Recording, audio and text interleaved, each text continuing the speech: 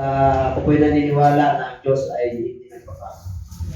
Ang pangako ng Diyos ay noon, ngayon at magpakailanman. At nais ng Diyos na makuha po natin yung mga blessing niya, yung mga pagpapala na nanggagaling sa Kanya. Alam niyo po, itong papag-aralan po natin sa umagang ito ay medyo sa din natin mabigat. Huwag kayo makukopit sa akin, ha? Kasi trabaho lang. Kailangan ng Lord, kukunin ng Lord sa banan at walang kapintasan ng iglesia. Pag sinabing iglesia, yung mga nananampalataya. At sa panahon po natin ngayon, minsan nangingibabaw po yung ating mga will, yung ating mga sarili. Kaya minsan di tayo makalaban dahil nakakapasok po ang kaaway. Ang kaaway naman natin, yung ating sarili, yung influence sa mundo ito, at saka siyempre ang demonyo. Sila naman ang kaaway ng tao. Okay, kaya dito po, kailangan mag-ingat po tayo. Ano? Okay, kayo ba'y nakahanda na? At pwede bang tumayo tayo bilang pag-alas sa salita ng Diyos? At magbabasa po tayo ng isang talata sa Biblia. Sa aklat po ni Jeremiah. The book of Jeremiah chapter 17 verse 9. The heart is deceitful above all things, and desperately wicked. Who can know it? Napakasama at mandaraya ang puso. Higit sa lahat ng bagay. At napakasama. Sino ang nakakalam nito? At pagpalain po tayo lahat ng ating Panginoon Diyos. Salamat po. Ano man po ang aming mga kasalanan, patawad po. Mabagka sa iyong mga anak. Pagpalain mo kami lahat at malaya ka po ni Diyos. Sa pangalan ng aming Panginoon Jesus. And everybody say Amen. Kaya panakuha po natin.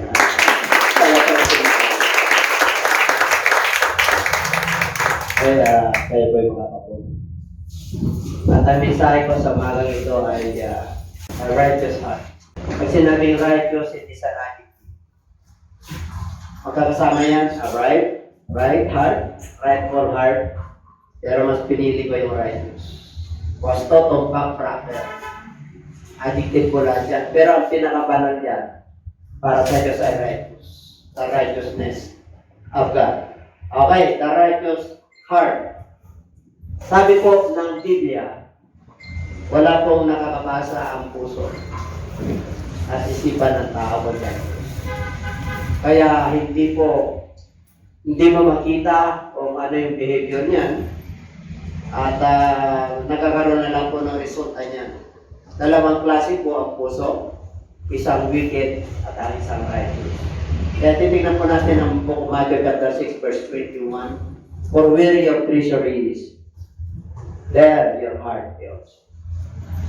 Kung saan ang iyong yaman, ibig sabihin kung saan ka nakapokus, kung saan ang iyong yaman, nandun ang iyong puso. Ano pong ibig sabihin? Ayo po, tinago na ng Diyos ang ating mga puso. Kaya dapat, marunong tayo mag-discern. Amen? Yes, mayaman po tayo sa ibang bagay. Ibig sabihin ng mayaman, meron kang talent, meron kang angking kagalingan, nabigay sa iyo ng Diyos. Hindi sa iyo yan. Okay? Kung meron tayong mga ability sa buhay, bigay ng Diyos yan. Wala po tayo dyan. Kaya dito po, sa Matthew 12:34, ang sabi ko ron, mga mapagimbabaw, how can you being evil speak good things? For out of the abundance of the heart, the mouth speaks. Okay? Pag itinuloy mo sa 35, dalawang klase yan, wicked at saka good heart at saka wicked heart. Pag sinabing good heart, yung mga good things ang lumalabas. Kasi yun ang kanyang nasa isip, idinikta. Ito ang kanyang emosyon, dinidikta. Lumalabas sa kanyang bibig. Kaya alam nyo na kaagad kung ang tao po ay nasisilo po sa sariling sinasabi. Kaya pag sinabi sa 35 po yan, dalawa po yan. Kaya ang sabi ko ron sa 35 at 36, hahatulan ng Diyos kung paano yung ating pagsasalita at ating nabigkas at doon din tayo papawalan sana. Kaya mag-ingat din po tayo, kaya mag-grow po tayo. Noong una, nung bata pa tayo sa pananampalataya, dahil sa kasiglan at kainita natin, medyo yung ating pananampalataya ay hindi pa ganong lubos na nagmamayo. May panahon naman ako siguro para mag-ingat tayo sa ating pagsasalita. Lalo pat ngayon, ang buhay po natin ngayon, madaling may isang tao. Maraming stress emotion ng tao yun. Kaya yung ating pagsasalita, hindi naman tayo perfecto, hindi naman tayo talagang kailangan mag-ingat. Kailangan isipin po natin. Lalo na pag leader tayo. Lalo na pag may mga position tayo. Lalo na pag mayroon tayong angking-yaman sa mundo ito. Kaya ingatan po natin yan. Sabi mo siya katabi, ingat lang. Kapatid. And God, our God is greater than our heart. Kaya ba naniniwala to? Our God is greater than our heart. Ang ibig sabihin po ng ating Panginoon dyan, kaya kanyang baguhin, kaya niyang palitan yung iyong pag-isip. Nung dati, wicked yan, dahil wala pa tayo kay Lord. Old nature po natin yan. Pero ngayon, at matagal na tayo sa ating Panginoon, abay, panahon naman na. Panahon naman na maging seryoso po tayo. Sa ating paglilingkod, sa ating pagsamba, pagpuri, sa ating pagdidinig. Kaya laging sinasabi ng ating Panginoon, they honor me with their lips, but their heart is far away from me. Di ba pagka yung mga contestant po, yung mga bigan po, yung mga umaawit, pag wala sa puso, alam ng mga judges kung sila ay umaawit ng ayon lang sa sarili po nila. Kasi naantik po yung puso at naitatransfer yan sa mga audience. Amen po? Kaya tayo po ay napakahalaga yung ating puso na magiging matuwid. A righteous heart. Kaya dito po, hindi po po, Ezekiel 36 verse 22. I will give you a new heart and put a new spirit within you. I will take the heart of stone out of your flesh and give you a heart of flesh. Ang ibig po sabihin, ang Panginoon po, ito ay yung tinatawag niya new heart. Nung wala pa tayo kay Lord, iba po ang nature natin. Magagalitin. Nagtatanim ng sama ng loob, unforgiving spirit. Yan na natin isa-isa niya. The work of the flesh. Okay, napapalitan na po natin lagi yan sa preaching. Kaya sabi niya, kung hindi ka pa nagbago ngayon, ay kailangan magbago ka na. Kasi mananampalataya ka na Amen? Kahit na pa paano. Meron ka na ba nito? Good heart yan, salud yan. New spirit, ugali, lumalabas po yan. Attitude po. Tatanggalin niya yung matigas. Di ba dati matigas tayo? Old nature po natin, hindi ka nagpupurgi, hindi ka nagpapatalo. Pero mananampalataya ka na. Dapat, puso na yan. Binago. Nandyan yung Word of God, nandyan yung takot sa ating Panginoon, the heart of flesh. Ibig sabihin, nandun na yung ng ating Panginoon, yung Espiritu niya, nandun na yung konsensya, nandun na yung Word of God, nandun na yung patnubay ng Holy Spirit, nandun na yung pangangaral. Kaya dapat pagbago na po tayo. Number 2, pagbabago. New birth. Dumating na ba tayo sa ganito? Yes, believers tayo. Sinabi ng Lord sa 3:3. Unless the man be born again, he cannot see, he cannot enter into the kingdom of God, he cannot inherit the kingdom of God. Nakapasa na tayo rito Kailangan po natin, you must be baptized in the Holy Spirit. Yung hindi pa baptize sa tubig. Kasi yun lang yung paraan ng Diyos para tayo po ay may koneksyon sa Diyos. Dahil lahat ay nagkasala. Pati mga viewers, di tayo nagpabaptize dito para magparami. Babaptize tayo rito para may relasyon tayo sa ating Panginoon. Ngayon, Kung tumibay kayo at lumago ang inyong pananampalataya, may kanya-kanyang kawan ng Diyos. May nagtatanim, may nagdidilig, ang Diyos ang nagpapalago. Wari, nagtanim ako sa ibang lugar. Pumunta sila sa ibang church. At may nagdilig doon sila ng patuloy. Kasama ako doon sa salvation sa reward ng ating Panginoon. Dahil ginamit ako. Ganun din, likewise, pag may dumating dito, na ayaw na, stranger, mas gusto niya rito, marami siyang kaibigan, ini-enjoy niya, tayo naman yung rekikilig. Likewise. Amen po? So, walang inggitan sa gawain ng Diyos. Kasi ang Diyos ang nagpapalago. Ang magbibigay ng reward ang Diyos. Kaya yung mga nawala na ng patuloy, ang Diyos ang magbibigay ng reward sa atin. Amen po? Kaya yung iba, nagpaksalayan ng tampo, inayaran na sila ng Lord. Ang magre-reward kasi ang Diyos eh. Meron lang limitation ng tao. Kung yung expectation mo sa tao ay ganito, ang Diyos ang magre-reward sa iyo pag nag-input ka sa Diyos. Amen? So, kaya dito, new birth, new heart, new birth, number 3. If anyone be in Christ, he is a new creation. All things are passed away, and behold, all things are become new. Bago na tayo nilalang. Kaya dapat may asenso na sa ating spiritual. Ibig sabihin, nagmamature po tayo. Ibig sabihin, yung kumbaga sa hagdan, ay hindi ka lang doon sa baba, sa number 1 step. Step 1, step 2, step 3. Hanggang makarating ka sa stage of maturity. May stages po ang maturity. Kahit sa physical birth, may stages eh. Infancy, di ba? Toddler. O may teens. O adolescent. Adulthood. Meron. Sa spiritual, meron din po. O, kaya dito po, kailangan tayo po ay matagal na yung iglesia. O, yung mga bago dito, ayaw mo lang, may baby. Kaya nga meron tayo may mga pag-aaral po tayo, pag bagong mananampalataya, may Father's House lesson tayo.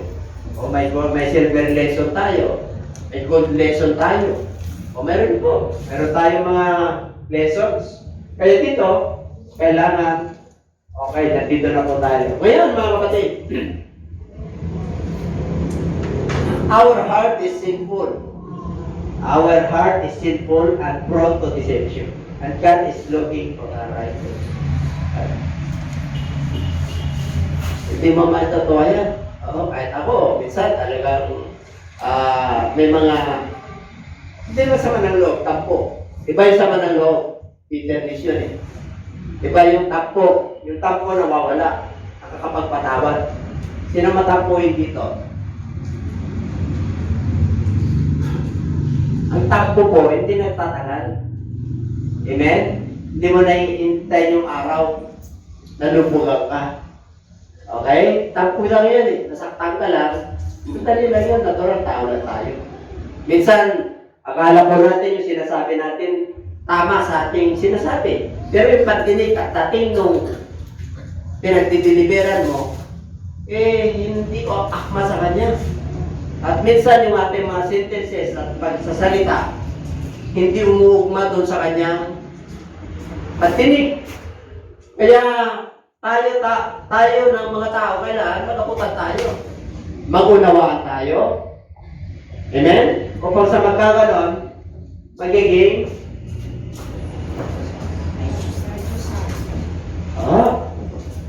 yan ang problema. Okay. Wicked heart and a good heart. Siyempre, pag good heart yung nasa iyo, madali kang mag-forgive, madali kang sumunod, madali kang umunawa. Madali kang, di ba? Nasa fruit of the Holy Spirit yan eh. Dali kang magmahal. Yung magmahal na sa loving your brethren. Mahalin mo yung asawa mo. Eros love. Philadelphia love at saka agape love. Bakit po? Kasi yung loving heart, yung inuna mo, yung sa Diyos. Kaya meron kang righteous heart. And everybody say amen. Ngayon, paano po natin ma-maintain yan? What is it? Naghahanap ang Diyos.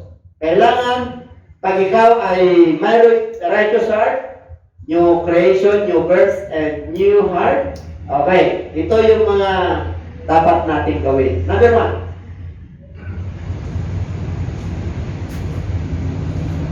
Kayo basa? Believing heart. Oo. Pag sinabing believing heart, mananampalataya ka na. Huwag ka na magduda dito sa salita ng Diyos. Amen po, kailangan manampalataya ka, maniwala ka, that if you confess with your mouth the Lord Jesus and believe in your heart that God has raised Him up from the dead, you will be saved. Niligtas na tayo ng Lord eh. Nabaptize na nga tayo eh. Sumusunod na nga tayo eh. For with the heart one believes unto righteousness, and with the mouth confession is made unto salvation. Kaya pag righteous yung heart mo, pag may mga sinasabi ng Lord na nasasaktan po tayo dahil sa gawa ng laman, siyempre nasasaktan tayo eh. Ayaw ng Lord yung gawa ng laman. Eh siyempre po, paano po tayo susunod? Kailangan manampalataya po tayo. Kung nagkamali tayo, nagkulang tayo, meron tayong hindi may sukong ginagawa, kasalanan, ubisyo man yan, sabi niya, believe. Mag-upis ka, ako Lord, patawad po. Namatay ka para sa aking bisyo, bubuhayin mo ang aking spiritual. Nakaka-discourage po, di ba? Paulit-ulit na lang. Ayaw na rin sa paulit-ulit. Kahit kayo, ayaw nyo eh. Amen po? Alam naman na natin kung ano yung liwanag at dilim. Kilala na natin yung Diyos natin. O yung mga bago dito, kilala mo na. Kaya nga nandito ka eh. Kaya nagpabaptize ka eh. Lagi po, unti-unti yung paglabo. Kaya tayo mga dati na, dapat yung pananampalataya ay hindi nawawala. Eh kaso, pag mayroon tayong gustong gawin, hindi nawawala pananampalataya. Wala si Lord ngayon dito. Wala yung mga kapatid ko rito. Gagawin ko ito, wala nakakita sa akin. 24/7 yung Diyos natin, Espiritu. Kita-kita ka. Okay? Kaya dapat yan ang team natin. Number 2. Kailangan mayroon tayong truly these times of ignorance got overlooked, but now commands all men everywhere to repent. Di tayo nasikaso ng Lord nun eh. Di ba? Pero dahil sa cross, nandiyan na yung biyaya ng Diyos. Kitang-kita ka na. Dati mga anak ng Diyos lang, mga Diyos. Pero ngayon, dahil sabag ng Diyos, abay, everywhere, all men, lahat ng taong nilalang ng Diyos, whether you are Christians, non-Christians, okay, lahat ng tao, utos ng Diyos. Bakit? Isa lang naman ang lumikas sa lahat ng tao eh. Ang Diyos na nasa langit. Magkakaiba lang tayo ng pananaw o turo. Pero pagdating sa Diyos, abay, kailangan. Whether you are, hindi ka naniniwala sa Bible, kailangan may repentance.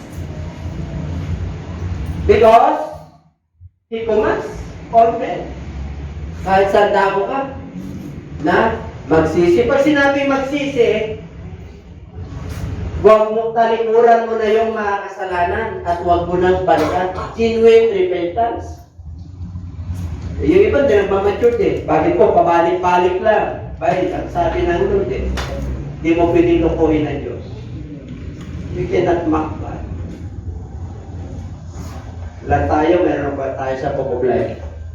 At listahan ng Diyos. Sa mga believer, wala yan.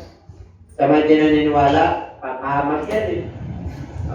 Kaya may ano yan.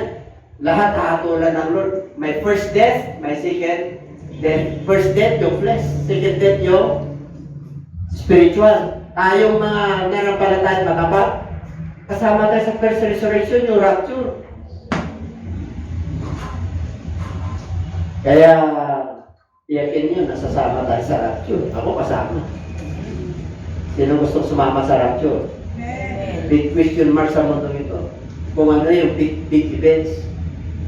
Akala nila malaking earthquake, the big one. Okay? Yun, marami po. Magiging pulo yung mga bundok. Papatagin ng Diyos. Ang tubig ay magiging pula. Hindi mangyayari yan dahil nandito ang Church of God. yung buhay, mawawala. Yun ang pinakamatindi.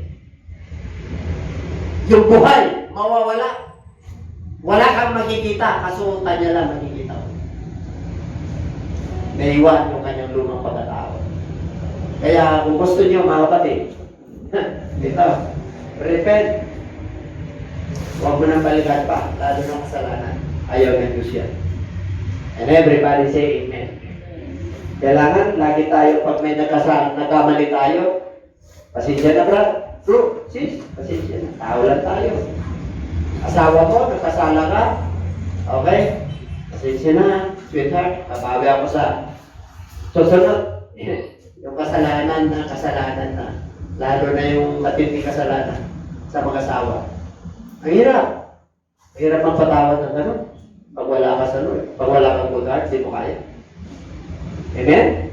Kaya mo yan kung may good heart ka. That pag wicked heart, no? Kahit ng Kristiyano nga, ang hirap pa. Amen po? Palapakan natin ang Lord. Acts chapter 3 verse 19. Repent therefore and be converted, that your sins may be blotted out, so that times of refreshing become from the presence of the Lord. Okay? Repent therefore. Magsisi kayo at magbago. Yung iba, nagsisisi, di naman nagpabago.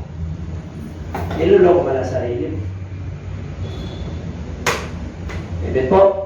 Sinabi po ng Book of Galatians, alam niyo yung kawan ng laman, alam niyo yung fruit of the Spirit, alam niyo yung fruit, the work of the flesh. Fruit of the Holy Spirit, love, joy, peace, temperance, long-suffering, perseverance. Yan po. Work of the flesh, adultery, fornication, idolaters, okay, bitterness, wrath, anger. Andun po. Basahin niyo na lang. Galatians 5, chapter 5, verse 22. Yung flesh, yung gawa ng laman at saka yung bunga ng Holy Spirit. Alam mo na kahit na ikaw ang believer, pag nakagawa ka ng kasalanan sa Diyos, pinakabawal ka. Amen? Unbeliever yun. Eh lalo ka ng pag-believer. Eh dapat aware po tayo. Kaya nga, pag tayo po ay nagkamali at nagkasala, abay, balik tayo sa Lord, patawad po. Ang Diyos naman, puno-puno ng kahabagan at kapatawaran. Pero huwag lang tayo mabutan na humingi ka lagi ng patawad, lagi natin ginagawa yung dating gawin. Okay, nagkakamali tayo, pero unintentional dapat. There are two kinds of sins. Intentional and unintentional. Pag nasa Lord ka na, meron na nakalagay doon kung ano yung mga kasalanan. Tapos ginagawa ko pa. That is intentional. Mabigat yun. Pero yung unintentional, hindi mo alam. Diba? Ang alam ng iba, nagkasala ka, pero hindi mo alam. Yung ginagawa mo para sa kanila kasalanan, yung ginagawa mo pala, hindi naman. Oh. Amen? Paano mo malalaman? Oh. Na nagkasala siya. At umalit sama ng Lord sa'yo. Malalaman ko yun, pag nagsabi. Oh. Nasasabi niyo ba? Sama niyo sa buhay ng kasamang Lord niyo? Diba? Hindi. Nakakabatiso. Diba? I-approach nyo sila na maayos. Amen? Lalo na mahal mo sa buhay, lalo na anak mo, lalo na asawa mo, i-approach mo. O, mami, meron akong ano sa'yo at meron akong tampo sa'yo. Huwag mong sabihin na, mami, ang tintim mo. Diba? Ano yun? Hindi niya naman alam. Matindi para sa'yo yung ginawa niya. Hindi sabihin mo, total mag-asawa naman kayo. Di mag-pray kayo, kung hindi niya kaya, makaputan kayo. Pero huwag mong ano yan, ibulsa yan. Huwag mong dadalhin yan hanggang sa upan. Amen po, mananampalataya ka. Kung hindi ka mananampalataya, wala sa Lord yun. Kasi ang mananampalataya, hindi mananampalataya na. Alam mo na, ang kakatungan. Ang may paghatod talaga, nasa kanan yung mga tupa. Nasa kaliwa yung mga kamping. Dalawa lang naman ang pupunta ng tao eh. Hell or heaven. Pag namatay na siya ngayon, wala pang pagpabalik ang Lord, wala pang judgment day, Punta lang yan sa paradise at saka Hades. Napakabuti ang Lord, di ba? Paradise ka pag mananampalataya ka. Pag final judgment, tumating na ang Lord, sa heaven ka. O pag hindi ka mananampalataya, hindi ka naniwala kay Kristo, mapapahamak ka. Ano yun? Nasa Hades. Ang Hades yun. Nandun po, warm up going to hell. Mga viewers, warm up. Grabe ang Lord, ano? Pag mabuti ang ginawa mo, you have a righteous heart, paradise. O, kahit na hindi mo nakita ang paradise, ipikit mo yung mata mo. Di ba? Bakit po? Kahit hindi ka nagbabasa ng Bible. The word paradise, galing sa Diyos. O, inilagay ng Diyos sa puso at isip ng tao. Yun po. Pero pag sinabi mong Sion or Hades or Hell, ipikit mo yung sarili mo. O, mayroon eh. Kahit hindi mo pa nakita yung reality. Bakit po? Inilagay ng Lord Jesus siya lahat ng kanyang nilalang. Para pagdating ng paghatol, alam niya kanyang pupuntahan. Amen po? Ay, napakatalino ang Diyos. Pira Diyos ang Diyos. O, kaya ngayon, mananampalataya po tayo. Sabihin mo, imayos na po tayo. Patawad ko Viewers, kung nasaktan ko kayo, trabaho lang. Kaya, pag sinasabi ko rito na, unless a man be born again, they cannot enter into the kingdom. Binasa ko lang po. Sinabi ko lang po na pinakasabi ng Diyos. Kaya kung nasaktan man kayo, wala akong magawa. Okay? Pag hindi yan ang pabaptize in Jesus' name, hindi ka pinatawad ng Diyos. Pinasaktan ko eh.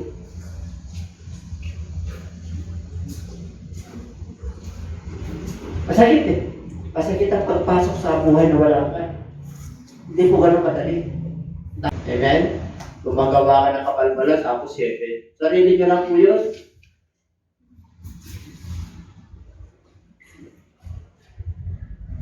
Kaya kayong mga mga anak ng Diyos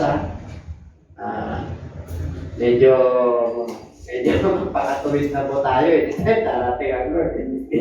Binibigyan pa tayo ng chance. Para yun, that your sins will blotted out. Ibig sabihin mo nang balikan para makurayan. So that times of refreshing. Ano ba yung refreshing? Yung presensya ng Lord. Lumalakas ka. Nagkakaroon ka ng pag-asa. Yung pag-ibig ay sumasagana. Amen? Kahit naman nangihina ng iba, lumalakas ka pa. Bakit? Inandun nag-urge yung Holy Spirit na laban lang. Yung mga dumarating na wars, na matigma, kaguluhan sa gobyerno, malapit ko na kayong, ano sabi ng Bible? Pag nakikita mo na yung mga bagay na ito, look up towards heaven. Because your conversion or your salvation through it, nandiyan ang Diyos eh. Ang lapit na ng Diyos Amen po? Pag ganyan ang nangyayari, uncontrollable na, tapos nature na, tapos yung pamamahala, maglalapit na tayo sa Diyos. Dati malapit na siya, lalo ngayon. Anong year na ngayon? 2023, nagtunugan na lang. Baka mamaya, habang nagbubunyi tayo, wala na yung mga mananampalataya. Saka ka lang magbukod. Saan na yung mahal ko sa buhay? Yung mga kamag-anak ko sa ibang bansa? Sana? Mananampalataya, di nawala. Pag sinabing rapture, agawin ka ng Diyos dito. Kasi itong mundo na to, heaven and earth pass away. But the Word of God remains forever. Mawawala ito. Noong panahon ni Noah, naglalakad lang ang mga tao, dagat lang, wala pang river nun, wala pang mga isla-isla nun.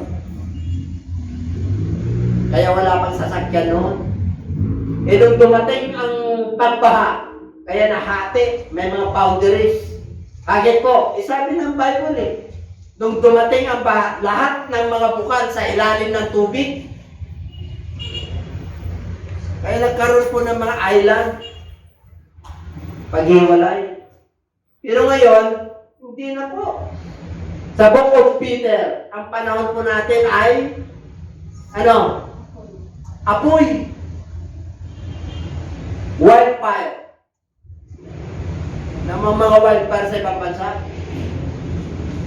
Hindi sinisindihan po ng ano yun. Talagang dahil sa init. Malulusaw po ito. Hindi tayo tinatakot ng Diyos. Kaya aagawin tayo. Nakakalungkot yung mga hindi mananampalataya. Kung tayong mga mananampalataya ay halos hindi maligtas. Mahirap talaga pumasok. Kaya pag mananampalataya ka na, pag-igihin mo na yung pag-ibig. Hindi nagdibiro ang Diyos. Nung panahon ni Noah, 8 lang ang naligtas. Nung panahon ni Lot, 3 lang sila. Yung panahon natin, kagaya ng panahon ni Noah, inatulad ang panahon ni Lot. 8 bilyon ng tao sa buong mundo. Palagay nyo na lang maliligtas. Kung 10% ng 8 billion nila, di ba 100 billion? Marami ba? Kaya mga kapatid, wake up. Wake up. This is a wake up call to everybody. To every believers. Kaya meron tayo social media para may kalat para may kalat ang ebanghelyo. Ito yung paraan ng Diyos para lahat ng mga tao na nilalang ng Diyos ay makarinig ng good news. Ang ebanghelyo natin, Lord. Pero may presence ng Lord, oh. Pag nawalang kasalanan ng God, para kang bagong ilalang. Ang sarap kaya. Wala kang kaaway, wala kang bitterness, tapos walang sama ng loob yung puso mo. Ay, you have a righteous heart. And everybody says it. Kaya kailangan meron tayo repentant hearts. Number 3, a humble heart. If my people, which are called by my name, shall humble themselves, and pray, and seek my face, and turn from their wicked ways, then I will hear from heaven. I will forgive their sins, and I will heal their land. Alam mo, pag sinabi niya, if my people, mananampalataya ka, naniniwala ka sa Diyos, naniniwala ka kay Kristo, naniniwala ka sa Kanyang salita, anak ka niya, if my people shall humble themselves. Humble ba tayo? Pag nasaktan tayo, hindi na tayo humble. Pag natamaan ang personality natin, maghahambog na tayo. Taasan na tayo. Okay? Hindi pa madali mag-humble. You may be humble in talking or humble in actions. Can you please be kind to others? Okay. It's fine. No problem. But God sees your heart. Is really a wicked heart or a good heart? Kaya sabi ng Lord sabi nasa natin sa text, a heart is a deceitful above all things. Okay, no? Dito po tumitingin ng Lord. A man after a God's heart, si David. Kilala niyo si David? Grabe po, pag nag-repent niya. Hindi po, nung nagkasala kay Bathsheba, kahit yung parusa, tinanggap niya.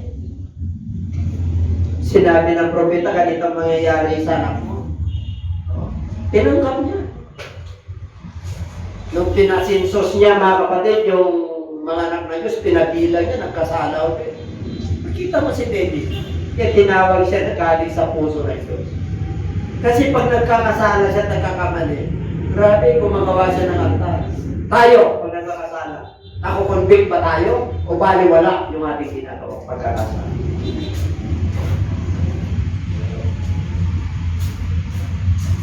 Dapat kagaya tayo ni David sa panahon natin ngayon. Na? Mananampalataya ako. Meron akong Kristo na siyang dumako sa krus ng Kalbaryo. Yung aking kasalanan ay kanyang binura sa pamagitan ng kanyang dugo. At sa pamagitan ng kanyang mga latay. Kaya ako ngayon ay malakas at magaling. Pinagaling ako ng Diyos. Dati hirap na hirap ako sa buhay ang bigat dahil hindi ko pa kilala si Kristo. Pero ngayon pinagaan niya yung mga pagpapala sa akin. Amen? O kaya ka magpakabol ka. So, humbleness. Pag anak ka ng Diyos, humbleness. Humble themselves and pray. Nagpipray ka ba? How can you become humble if you don't pray? Humbleness requires prayers. Hindi ka nga makaluhod eh. Dahil ba marami ka nang alam? Dahil ba, ano ka na? Marami ka nang naabot? Viewers, pare-pareho na tayo nilalang. Galing sa labo, babalik sa labo. Huwag mo ipagmalaki kayamanan mo. Huwag mo ipagmalaki karir mo. Huwag mo ipagmalaki kapayapaan o kagalakan na natamasa mo. Ay pagmalaki mo yung pananampalataya. Kasi hindi mo alam ang nangyayari sa'yo bukas.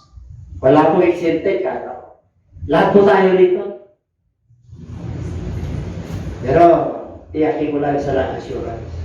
Pagkasama mo ang Diyos, God will take a day. Hindi ka bibiguin ng Diyos.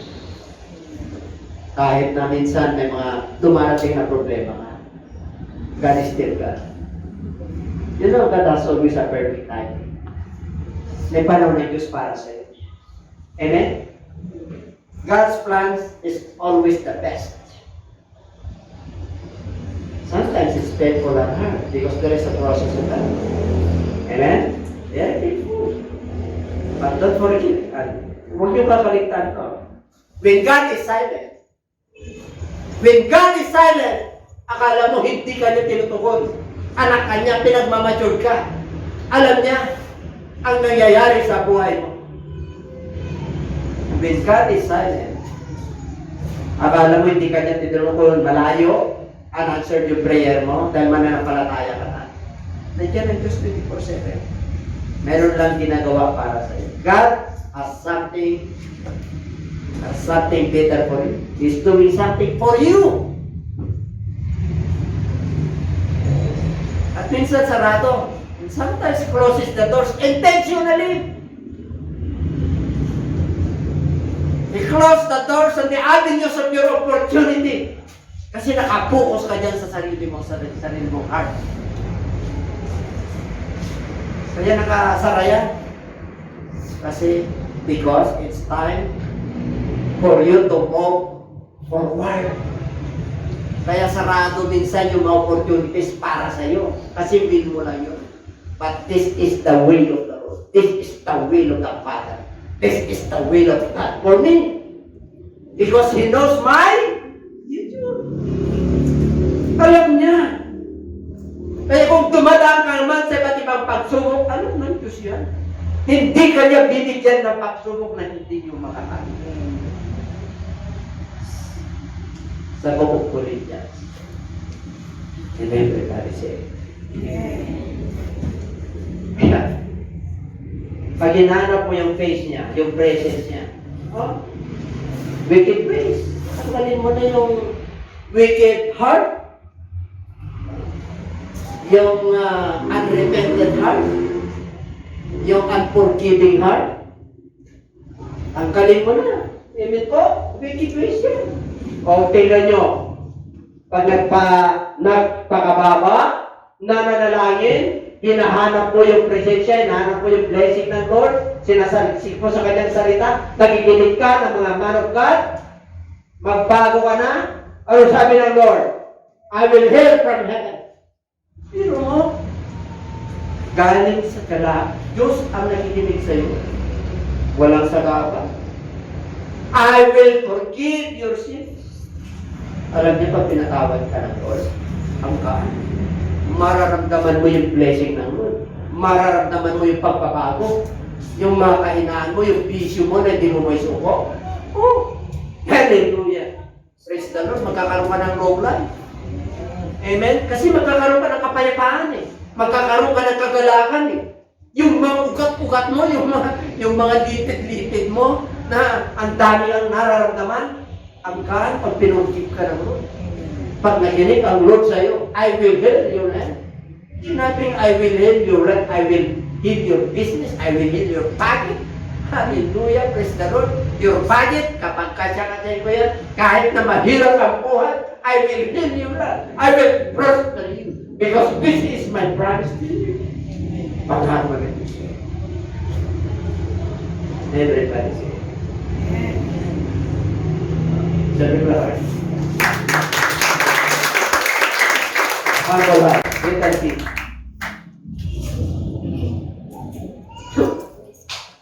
Yung heart. Talisay na puso. Tapos na ba yung talisay? Tapos na. Tapos na si talisay. Pero yung talisay na puso, dapat purify heart. Purify what? Purify yung water. Pure heart. Mapalat ang may talisay na puso. For he shall see. You cannot see God literally. Mga malaikat. Pag sinabing see God, you feel the presence of the Lord. You feel the power of God. You achieve what you want to be as the will of God goes. Makuha mo yan kasi will ng Lord yan. Pangako mo yan. Huwag mo lang kukontrahin. Huwag ka lang babalik sa dati. Sabi ng Lord eh. Backslider. Ano sabi ng Lord? To cover the multitudes of sins.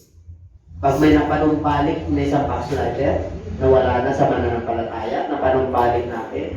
Ako. Mas daming mga multitudes of sins na mawawala. Hindi na makikita ng Lord yung mga kakulangan natin dahil may nanumpalik.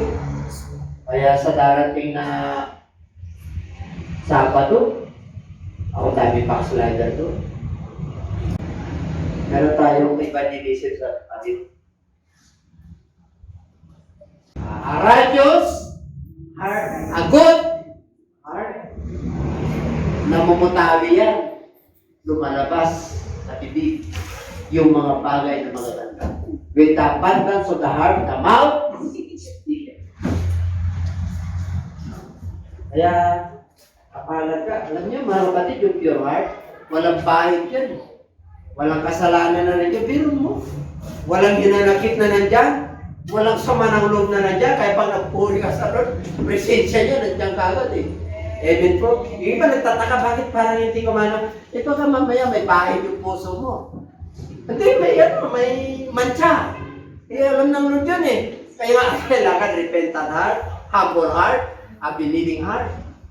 Amen? Talaga ba dapat natin yan? Kahit na hindi mo talaga mapatawad, Lord, hindi ko talaga mapatawad yung ginawa niyo sa akin. Hanggang sa dulo ng aking kamatayan, ng aking hininga, hindi ko mapatawad. Pero ngayon dahil sinabi mo, Lord, kahit napiklat na lang yun, Panginoon, ala-ala na lang, katuwaan ko na lang yan, Lord, Amen! Ganun tayo. Amen? Yung piklat, ginagawa pa rin yung piklat eh, na nasugat. Grabe ang ginawa na ito, nagpiklat-lat lahat.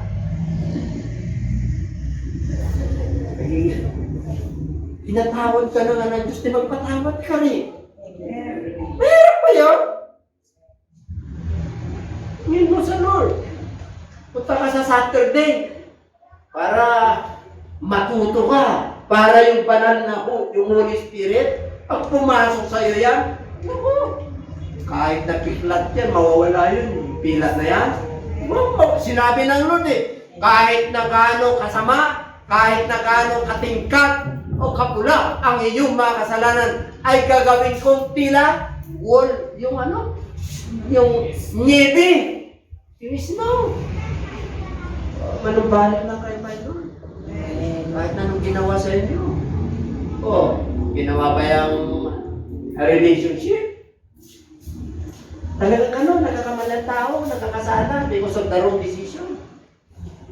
Wrong mistake. Wrong na mistake pa. Doble, di ba? Meron pa ba? Create in me a clean heart, O God, and renew a steadfast spirit within me. May awit yan eh. Create in me a clean heart, O God, and renew right spirit within me. Cast me not away from the presence of God, and take not your Holy Spirit. Alam nyo, para ma-maintain yung ating pagsunod, kailangan ng Holy Spirit. You must be baptized in water and of the Holy Spirit. Para tuloy-tuloy. Okay? A spirit-filled heart. Now, He who established us with you in Christ and has anointed us is God, who also has sealed us and given us the Spirit in our heart as a guarantee. Pero mo, nung ginawa ka anak ng Diyos, nasilyuhan ka na, sealed. Alam niyo yung sealed? Pag may drum at may tubig, o kaya yung lagis nakasealed yan, kasi pag may leak yan, eh hindi maganda. Kailangan yung leak na yon, kasalanan yun. Leak. Mayroong pagitan. Dapat pure heart talaga. Walang leak. Nakasealed ka eh. Anak-anak Diyos eh. In-establish ka dahil kay Kristo. Has anointed us. Alam niyo yung anointed yan? Pinahiran ka ng langis ng Diyos. Dahil sa pananampalataya mo kay Kristo. Kaya kahit ng demonyo, hindi makakapenetrate sa iyo. Sabi ng Lord eh, you can trample down the snakes and the scorpions. Apakan mo lang yung gawa ng demonyo. Pinapalayas na espiritu ng demonyo eh. Amen po? Ang kalaban po natin yung mga nasa heavenly places. Sinabi po yan sa Ephesians chapter 6. Hindi tayo nakikipagbugno sa laman. For we wrestle not against flesh and blood, but against principalities, against powers of the darkness of this world, and the heaven, at yung marasarasang espiritu in the heavenly places. Ang daming masasamang espiritu. Amen? Panahon ni Kristo eh. Tinanong eh. Legion kami. Kasi marami. So yung malaman kung ilang espiritu. O yung isa sa isang tao pumasok, 2,000. Ilan libong baboy ang namatay. 2,000 rin. Doon sila pumasok eh. Amen po? Kasi hindi kayanin ng baboy yung 2,000 sa kanya. Tingisa sila ang spirit. Ganon ang espiritu na masama. Kaya bilangin nyo yan. Ang dami niyan. May demonyo ito, may demonyita. Di ba? May demonyo, may satanas, may Lucifer. Di ba? Amen po? Maraming alias yan. Kaya kailangan marunong kayo. God, pero karan siya, given us the Spirit in our hearts, ilagay niyo yung Holy Spirit sa ating puso as a isa ito ka, as lagi sinasabi ng Lord, assuredly, I say to you. Ibig sabihin, sigurado. Pag sinabing assuredly, Diyos ang nagsabi, hindi ka na. Assuredly, I will bless your children. Hey, amen, Lord. Hallelujah. Dapat ganun tayo. Dumating lang yung panahon na pagsalat eh. Parang napulusap ka na ng ilang kabangyelo na yung balikat mo. Ampul ka na masyado. Lugpot mo na pati yung piligas ng mukha mo eh. Amen po. Nagsasak na rin. O dapat yung mga anak na ito siya. Yes, Ma. How are you today? Fine. Yeah. How are you today, children of God? We are fine. Amen. Because God is with us. I can feel Him in my head. I can feel Him in my feet. I can feel Him in my hands and I can feel Him in my heart. I can feel it all over my body that the Lord is with me. And the Lord is with me. Hallelujah!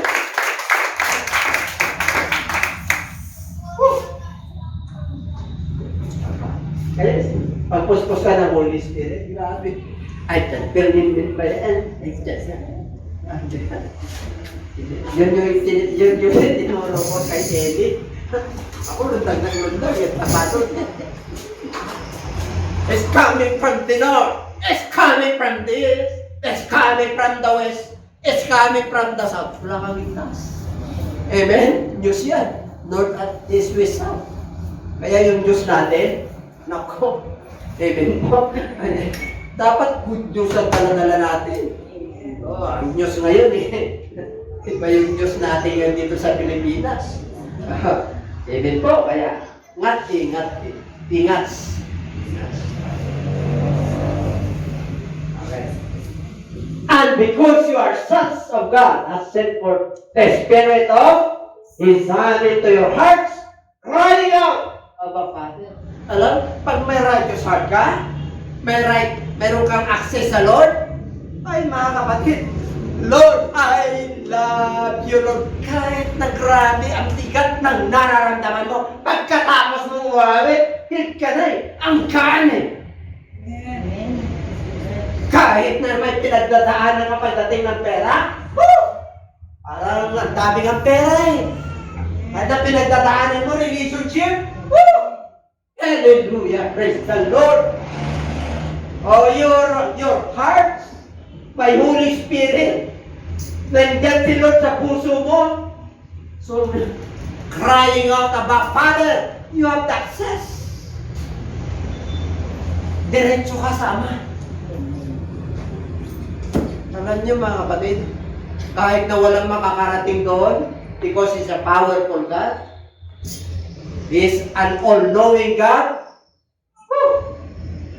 all-knowledgeable God, alam niya ang lahat, kaya niyang paganin. Kaya niyang paganin yung nararamdaman mo na bigat dahil sa mga problema. Kung bangkarote ka sa pera, kaya ka niyang itaas. Amen? Sino bankrupt? Kung muna itaas ang kamay mo. Ayusin ito siya.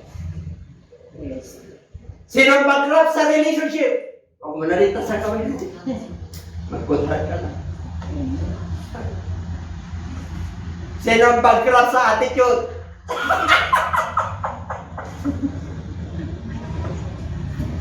Nakakapasa pa tayo? Amen. Sa tulong ni Lord. Saan niya kung tumingin ang Lord na nakatuwa? Bankrupt na naman ito. Linggo na naman. Yung Lunes hanggang Sabado, bankrupt. Nakapokus sa mundo nito. Tapos umaangat na naman yung spiritual na. Ayan. Pagdating natin dito naman mga kapatid, pagahan na natin. At sumigaw tayo, Ama! Ama ko! Tama-tama mo. Yung mga ama nga, kasi ano mga iba, kasi si Kristo tao eh, nararamdaman nila eh. Amen po? Andiyan, ganun kahabag ang Diyos. Pagdating pa lang nila sa templo, Ama! Ama! Pero grabe ang pagmamahal ng Diyos ano? Okay, pero may paghatol. May paghatol po. Amen? Gawin mo na lahat, paglilingkod mo sa Lord. Amen? Kung gusto nyo sumamba sa bato, walang problema. May paghatol. Para mabalasig na yung tingin ng viewers sa akin. Mga viewers, may paghatol. Isang beses lang mamatay ang tao at pagkatapos nun ay maguhok kung paghatol. Amen? Pag kumontra ka dito, alam na yun. Alam na yun. At alam na rin ang Diyos. At alam namin. Amen? Alam na natin lahat yun. Pag hindi ka nanalig kay Kristo, sabi niya, Ganon na lamang ang pag-ibig ng Diyos sa sanlibutan buong mundo. Ibinigay niya yung kanyang bugtong na anak na kung sino mang manampalataya sa kanya ay hindi mapapahama. Kaya kung hindi ka nanampalataya sa kanya, alam na yun. Masakit po. Pero totoo. Ang nagsabi po, Diyos, si Kristo po ay Panginoon nandito. Diyos siya nung nandikha. Bumaba po ang Diyos sa pamagitan ni Kristo. Kung na kayo mag-pick up naman kapag debate, hindi nyo mabaliktad ang Biblia. Kahit na gaano kayo katalino. Isa lang ang Diyos, yung Espiritu ng Diyos ay bumaba sa pamagitan ni Kristo. 1:23 ng Book of Matthew, Emmanuel, God is with us.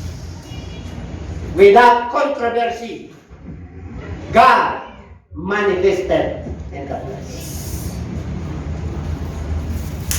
1 Timothy 3:16. Basahin nyo lang yan, mga preacher. Tapos mag-pray kayo kay Lord. Amen?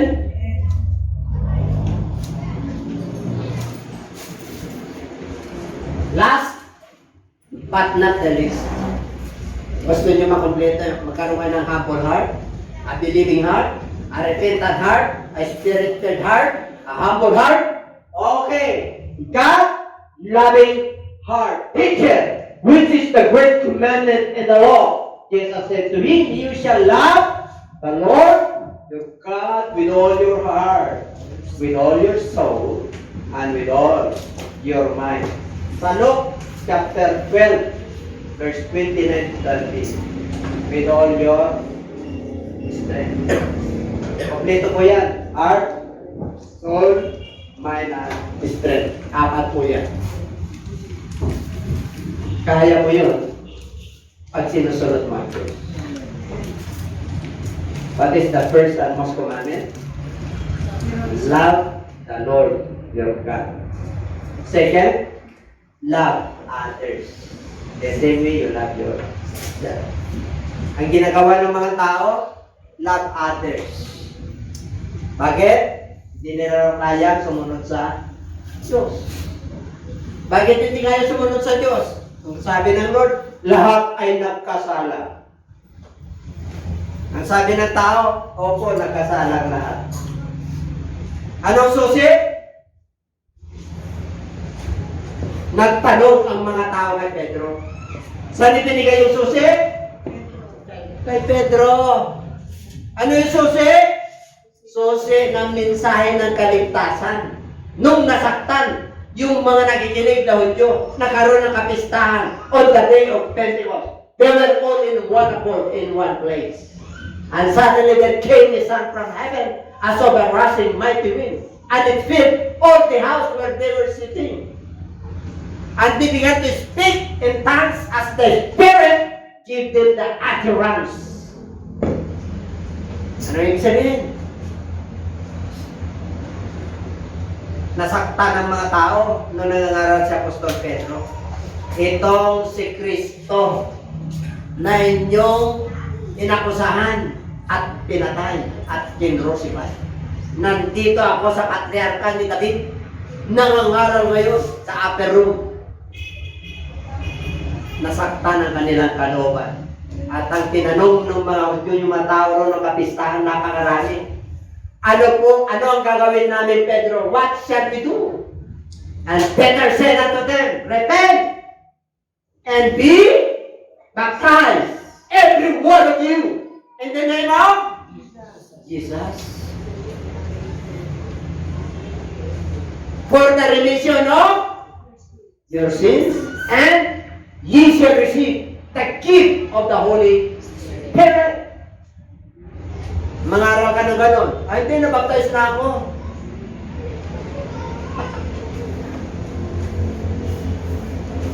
Paano mo mamahalin ng Diyos ng buong puso? Prerequisite ng Lord to enter heaven, you must be born again. I love you, Lord. Tapos yung ginagawa, hindi naman love ni Lord. Hate ni Lord yung kanyang ginagawa. Kaya pagdating ng Judgment Day, pag tinawag na ni Lord sa kama niya, yung kalit, itim. Tiyakin nyo lang, susundo sa inyo ang angel ng Diyos. Sino na gusto pasundo? Mga viewers. Para mamaya, nakausapin na kayo lang. Bago na po kayo. You must have a rightful heart, a righteous heart, and a right heart. And everybody say amen. Para pa natin ang Lord. Hallelujah! Praise the Lord! Praise the Lord! Praise the Lord! Praise the Lord! Praise the Lord!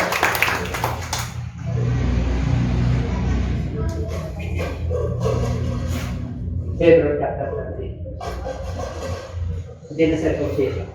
Our heart should be established by grace. Do not be carried about with various and strange doctrines. Huwag kayong padala sa iba't ibang turo, ha? Ha? For it is good that the heart be established by grace, not with books which have not profited those who have been occupied with it. Kasi ang issue po rito, yung pagkain, yung law, bawal yan, di ba? Sa law, dahil bawal. Nilinis na ng Lord yun lahat. Kaya nung panahon ni Apostol Pedro, yung mga bawal na pagkain sa law, lumapag. Sabi na Lord, kainin mo lahat yan, nilinis ko na. Ano ibig sabihin? Dahil sa pananampalataya natin kay Kristo, inaring ganap tayo. We are justified by grace. Inaring ganap tayo. Pinabanan tayo ng Lord. Kaya sabi mo siya katabi, banal ka. Hindi banal-banalan, ha? Because you are justified by faith. Because we baptize in Jesus' name. Because we are filled with the Holy Spirit. That's why we have a righteous heart. Amen? Tayo po natin.